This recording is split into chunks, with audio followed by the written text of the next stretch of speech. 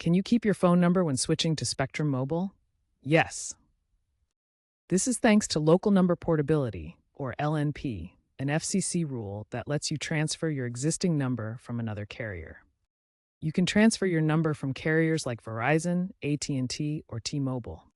The process is now faster, often completing in just a few hours, thanks to Spectrum's enhanced digital tools. To start, you'll need your current carrier's account details and a transfer PIN. This PIN is a temporary code from your current provider, valid for 7 to 10 days, and acts as a crucial security measure. Make sure your account is active and that you're the account holder or an authorized user. International numbers cannot be transferred. Only U.S. domestic numbers are supported. The porting process to Spectrum Mobile begins by requesting the transfer through the Spectrum Mobile app or website.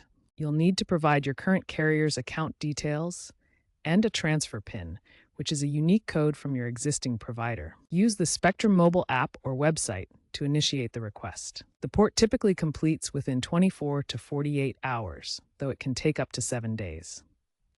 Key steps include verifying your eligibility, such as having no outstanding balances, and submitting the transfer PIN.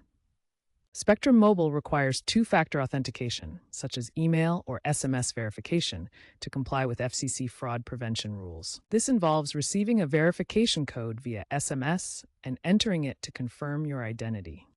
If you're using eSIM technology, the process is even simpler as it eliminates the need for physical SIM card swaps.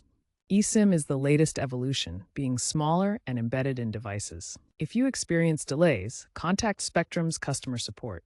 Common issues include incorrect account details or an expired PIN. Recent improvements include AI-driven chatbots for real-time status updates, reducing errors. Remember, number ports are free, but there may be charges for related services like SIM kits.